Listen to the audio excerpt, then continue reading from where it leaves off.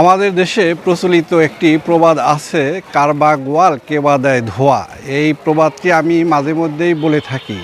এখানেও সেই প্রবাদটি বললাম এই জন্য যে এই উথুলি থেকে জাফরগঞ্জ পর্যন্ত যে রাস্তাটি রয়েছে সেই রাস্তার এই বারাদিয়া এলাকার অবস্থা খুবই খারাপ। দীর্ঘদিন যাবৎ এই রাস্তাটির এই বেহাল দশা।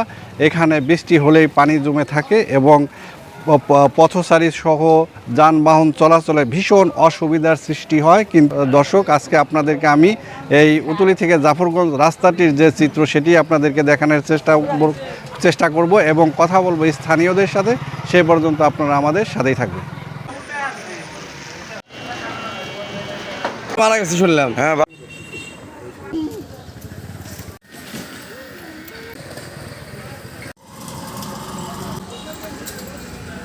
এই রাস্তাটা আজকে 1 বছরের উপর হয়ে গেছে। এই রাস্তা হলে খারাপ, কন্ট্রাক্টররা কাম ধরে পড়লে চলে যায়, কাজ করে না। এই জায়গাটা গাড়ি ঘোড়া যাইতে পারে না, মানুষজন যাইতে পারে না, সব দিক দিয়ে দুর্ঘটনা। এদিনকে একটা ওই জায়গাটা উপরে পড়ে গেছিল, বহু মানুষের এই জায়গা উপরে পড়ে হাত পাও ভাঙছে।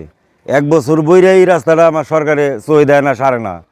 এই রাস্তাটা সরকারের কাছে আবেদন করে আমার এই রাস্তাটা জানি অতি দ্রুত কাজ করে।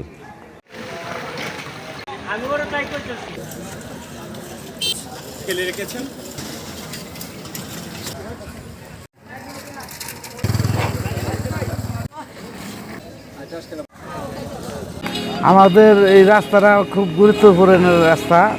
আমরা যাইতে পারতেছি না, চলতে পারতেছি না, খুব অভাব। আমাকে দিতেও কোনো রাস্তা নাই, আমাকে এই রাস্তা ছাড়া কোনো পথ নাই। তো আমরা এই রাস্তাটা মোটামুটি মাস 3 ধরে ঠিকাদার কাজ করতেছে।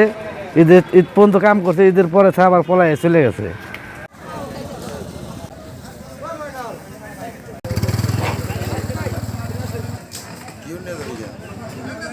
এই রাস্তা সম্পর্কে আর কি বলবো, মানে রাস্তার এত বাজে পরিস্থিতি। বৃষ্টি নামলে তো মানে গাড়ি চলাচলের কি পরিস্থিতি, মানুষই চলতে পারে না ঠিক মতো। আমরা মানে অনেক চেষ্টা করছি এই রাস্তা মানে সারানোর জন্য, তা কোনোভাবে চেষ্টা করে আমরা পারিনি। এখন যে কন্ট্রাক্টর ছিল সে মানে রাস্তার কাজ কিছুটা করে মনে করেন যে সে ভাগছে আর কি।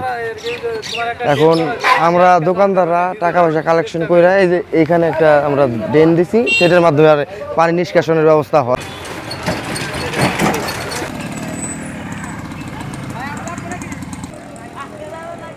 ধরে আপনার ধরেন 3 মাস ধরে তো রেগুলার ভাঙ্গা কেদা, একজন লোক পাও ভাঙ্গা পঙ্গুতে তার পাও কাইটা লাইছে।